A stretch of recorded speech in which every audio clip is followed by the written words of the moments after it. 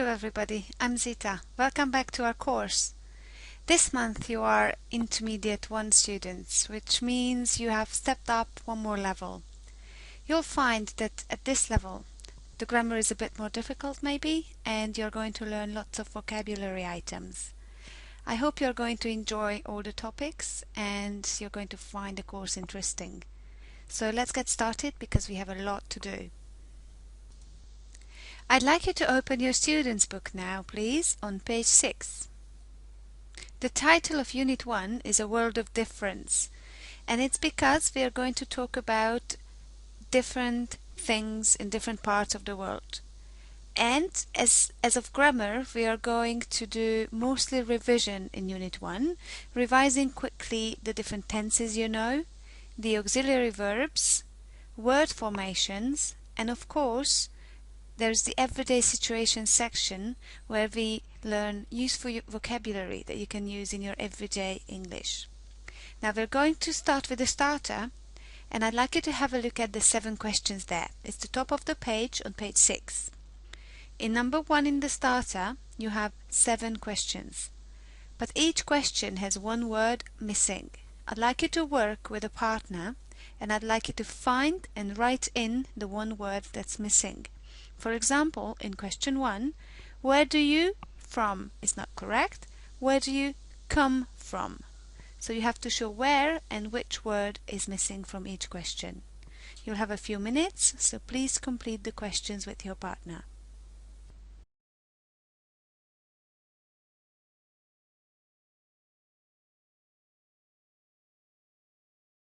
Right, thank you very much. Now I'd like you to look up at the whiteboard and check the answers with me. So when and where were you born? Do you live in a house or a flat? Why are you studying English? Which foreign countries have you been to? What did you do yesterday evening? And what are you going to do after this lesson? After we have checked this, now I'd like you to get back together with the same partner and ask and answer these questions. Thank you very much, that was great. Now we are going to move on and we are going to test your knowledge of the world, doing a quiz. It's called One World Quiz and there are 12 questions. I'd like your teacher to put you into small groups, maybe groups of 3 students. And once you have found your group, I'd like you to read through the 12 questions and answer them. The questions can be found on page 7 of your student's book, so you need to turn the page, and there they are, the 12 questions. So, when you're ready, off you go please.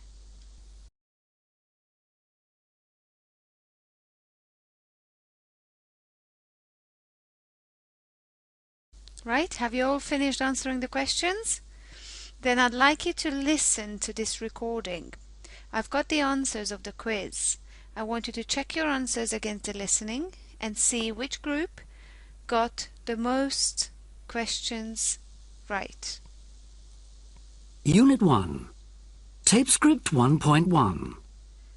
One World Quiz. 1.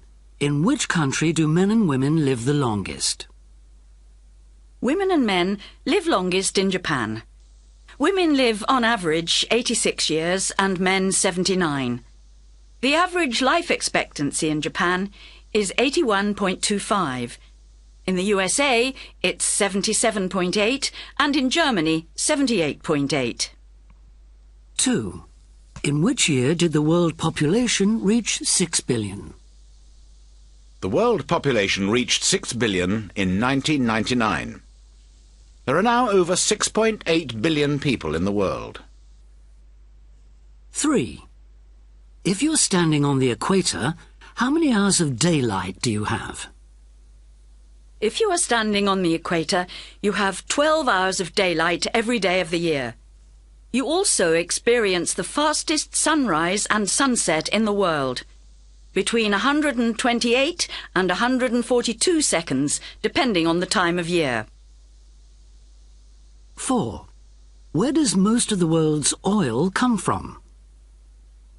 Most of the world's oil comes from Saudi Arabia. It produces 10.9 million barrels per day.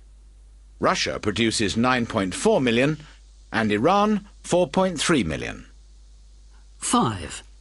Which of these 7 wonders of the world is still standing? Of the 7 wonders of the ancient world, only the pyramids of Egypt are still standing.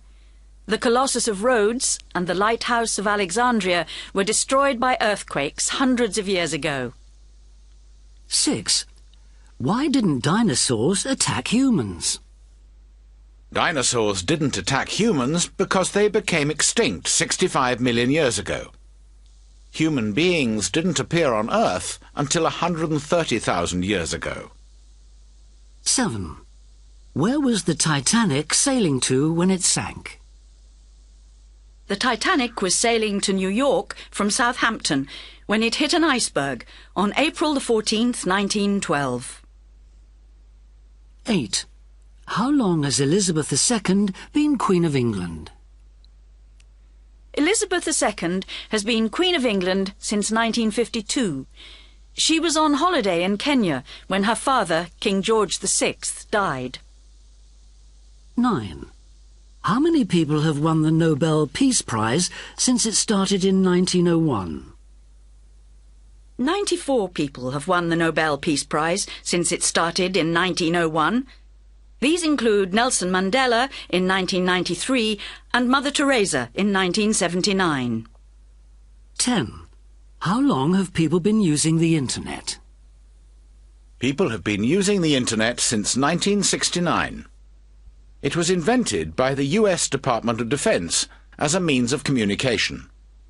It first went live in October 1969, with communications between the University of California and the Stanford Research Institute. 11. How many languages are spoken in Switzerland? 4 languages are spoken in Switzerland: German, French, Italian and Romansh. German is the most widely spoken. 63.7% speak German, 19.2% French, 7.6% Italian and 0.6% Romansh. 12. In which country were women first given the vote? New Zealand was the first country in the world to give women the vote in 1893. Canadian women were given the vote in 1917, but women in Liechtenstein weren't allowed to vote until 1984. Right, now let's double check the answers again together, please. Number 1, in which country do men and women live the longest? It's A, Japan. Number 2, in which year did the world population reach 6 billion? It was B, in 1999. 3, if you're standing on the equator, how many hours of daylight do you have? The answer is 12 hours, so it's A. 4, where does most of the world's oil come from? The answer is B, Saudi Arabia. 5, which of these 7 wonders of the world is still standing? It's the pyramids of Egypt. Answer B. 6, why didn't dinosaurs attack humans? The answer is B, because they became extinct before humans were on the earth. Number 7, where was the Titanic sailing to when it sank? It was sailing to New York. Answer C is correct. 8, how long has Elizabeth II been Queen of England? Since 1952, so the correct answer is A. Number 9, how many people have won the Nobel Peace Prize since it started in 1901? 94 people has won it, so the answer is C. 10, how long have people been using the Internet? Since 1969, so answer A. 11, how many languages are spoken in Switzerland? The answer is B, 4 languages. It's German, French, Italian and Romansh. Number 12, in which country were women first given the vote? And the country was New Zealand, so answer C is correct. Well done to the winning team, and well done to everybody actually. Now we're going to look at the language, the grammar that comes with the quiz. So in your group, I'd like you to look at the 12 questions again. This time, decide please, what tense are they? So for example, number 1, in which country do men and women live the longest? This is present simple. Can you please decide about the rest of the questions?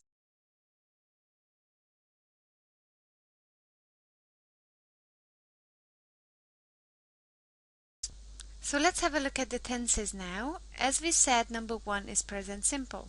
Sentence 2 is past simple. Sentence 3 is in the present continuous. Number 4 is present simple again. Number 5 is present continuous. Number 6 is past simple. 7 is past continuous.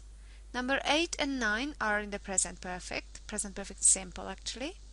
Number 10 is the present perfect continuous. Number 11 is the present simple, but it's a passive sentence. And number 12 is past simple in the passive. And now I'd like you to find me auxiliaries. In these 12 questions, there are auxiliary verbs. With other words, helping verbs. Our 3 helping verbs in English are be, do, and have. They are also used as full verbs. But here, they are all auxiliaries. Your job is going to be to sort out when is be, do, and have used. Please take notes. Which tenses are they used in and for what? Do you think they're used for making questions only? Or are they used for questions and negatives? Or are they maybe used in positive sentences as well? Please decide together with a partner. Off you go.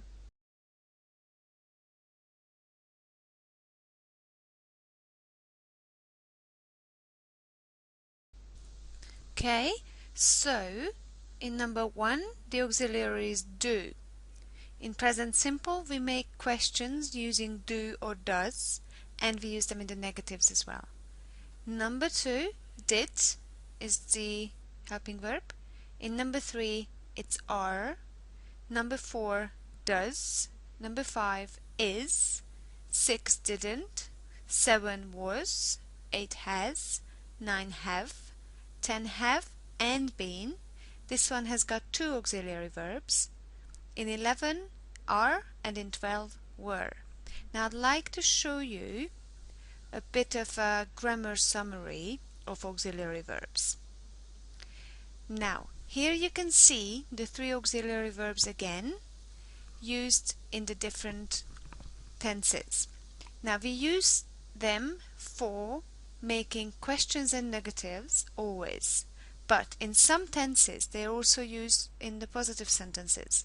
So helping verbs are called helping verbs actually because they help us with making questions and negatives, and they also help the main verb.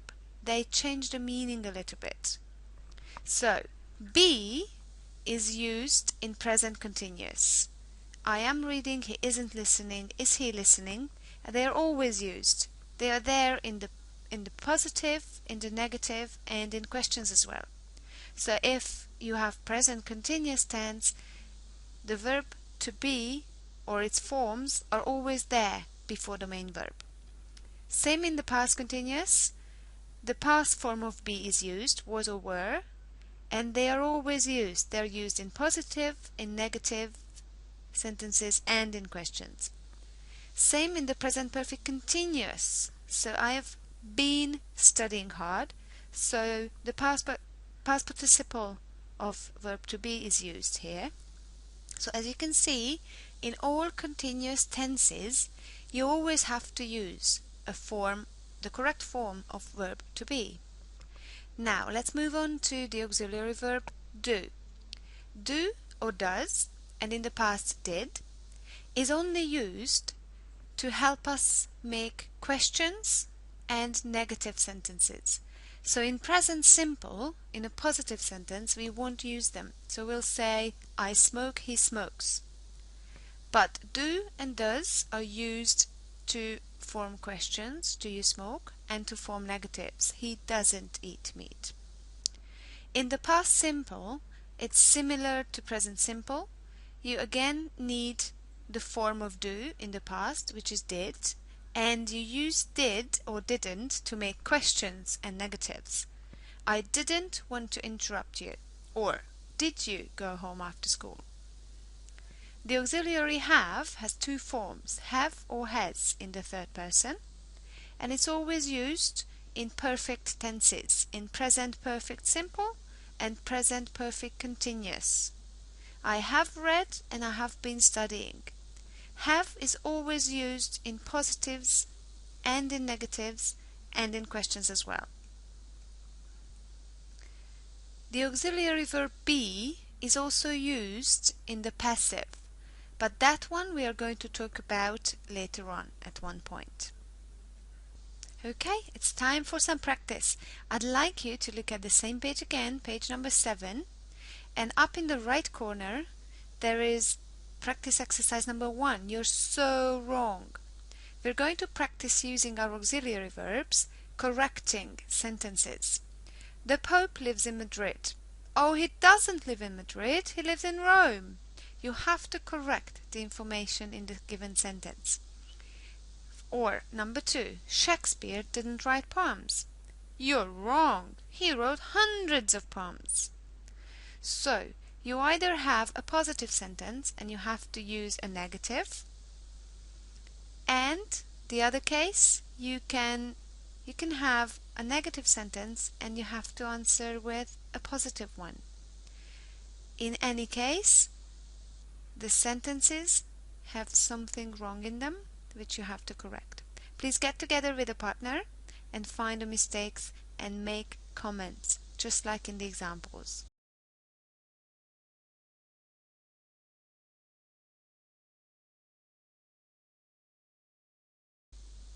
While you're listening, I'd also like you to listen out for the expressions. How can you say no in English?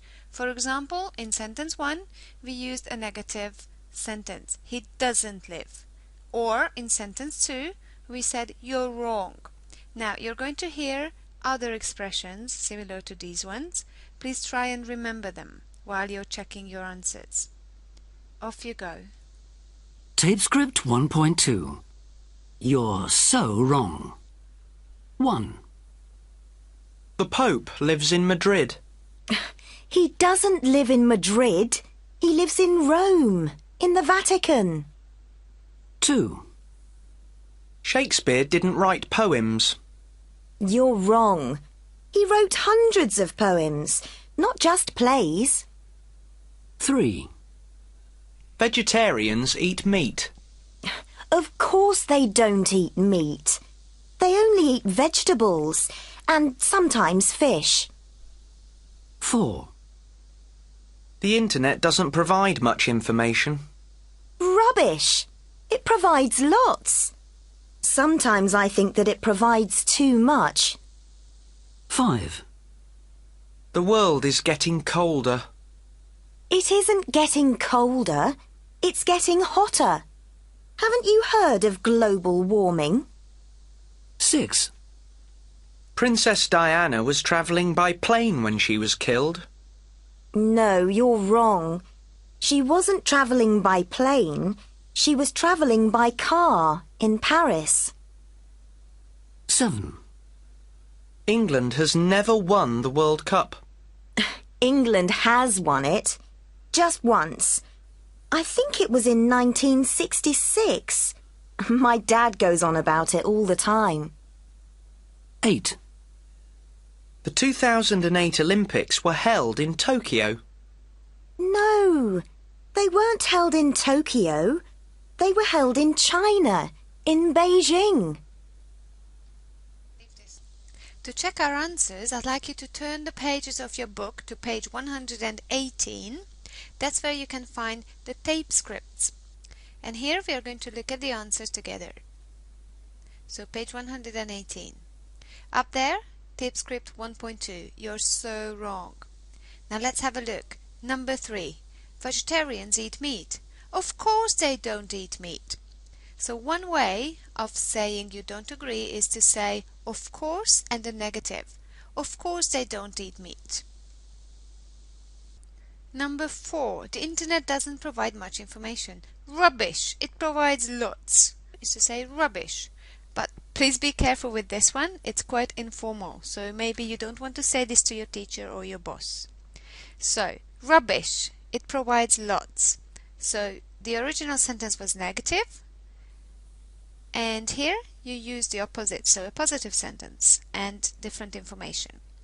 Number 5. The world is getting colder. It isn't getting colder, it's getting hotter. So you use a negative and a positive as well. 6. Princess Diana was traveling by plane when she was killed. No, you're wrong. So you say you're wrong and you use no as well to put more emphasis on it.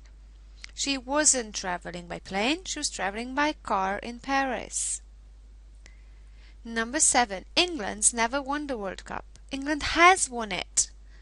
So here you can use simply the auxiliary on its own and put stress on it. So when you actually say this, you'll say England has won it just once. I think it was in 1966. My dad goes on about it all the time.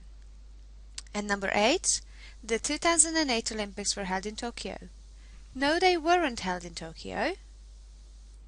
They were held in China, in Beijing. Now I'd like you to practice these conversations with your partner for a few minutes, please. I'd like you to go back to page 7, please, now. And under the previous exercise, you're so wrong, there's exercise 3. Here you are going to have to decide which auxiliary verb is used, is or has. This is interesting because, as we know, the contracted form or the short form of them, for both of them, is actually apostrophe S. So when you only see the contracted form, we have to make sure that you know which auxiliary is behind. So please look at these sentences and decide if it's is or has. Off you go, you have about 3 minutes to do that.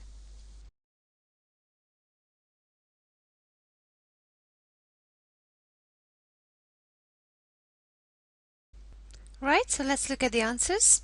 She's done really well. She has done really well. Champagne's made in France. Champagne is made in France. Passive sentence. Who's been to America? Who has been to America? He's leaving early. He is leaving early. Present continuous. What's produced in your country? What is produced in your country? Well done, everyone. And now we're going to listen to some more sentences. They're not written down anywhere. So I'd like you to relax, open your ears, and after each sentence, just shout out, is it is or has? Tape script 1.3. Is or has. 1. My brother's just got a new job. 2. Is or has? Yes, has. My brother has just got a new job. He's working in South America. Can't hear you? Yes, is. He's working. 3. 3. He's been there 3 months. He's been there 3 months. Yes, has. That's right. He has been there. Good. 4. He's having a great time. Yes, he's having a great time. He is having a great time. Good. 5. He's never worked overseas before. He's never worked overseas before. Has. That's right. You're good. 6. His company's called InText Worldwide. His company is called. So, is. Well done, everybody. Good. So now I'd like you to look at the talking about you section down here. You've got 10 questions. I'd like you to complete each question with an auxiliary verb. After that, we are going to check those and we're going to ask and answer these questions from each other. So please take a few minutes and complete the questions with the auxiliaries.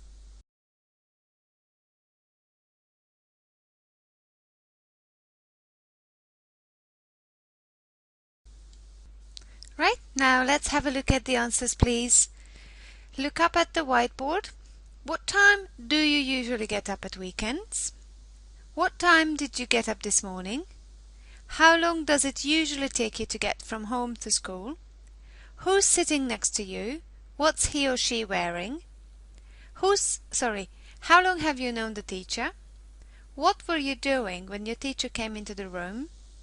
What don't you like doing in English lessons? Which school subjects didn't you like when you were younger? Which other foreign languages have you studied? And what presents were you given on your last birthday? Now I'd like you to find a partner, hopefully somebody you haven't worked with today, so a new partner, and I'd like you to discuss these questions and answer all of them with your partner. Go and enjoy it, please. I'll see you in a few minutes. Thank you very much. I hope you had some interesting conversations. I'm sure you did. I wish I could hear them actually. Now you can close your student books, put them away, as our last activity is going to be a board game and again some conversations. Your teacher will have printed you a copy of the board games already. You'll need one copy of the board game for every 4 students. Or if it's 3 students or 2, that's also fine. It depends on how many you are in this class. Now, if you can see, in every corner there is a start square. So you need to find some counters, some players, either a pencil or something to put on to mark it's your square. Every student in the same group has to start from a different square, from a different corner. I want you to take one step forward each time and talk about the topic, answering the question in the square, and you have to time each other. Every student will have to try and speak for at least 1 minute about the same topic, okay? The questions are all about you, and the board game is called How Well Do You Know Me? Let's start it now. Enjoy the game, and before you finish, can you please remember to test your partners to see how much information do they remember about you.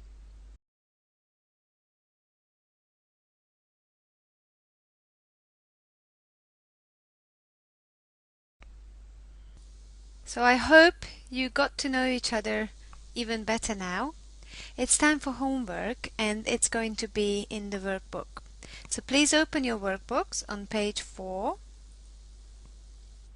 Your homework will be page 4 and 5.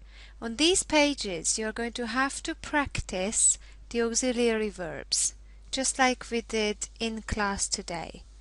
So I hope you enjoyed today, our first class, and that you can have some rest before your next lesson. I'm going to see you next time. Thank you for your hard work. Bye-bye.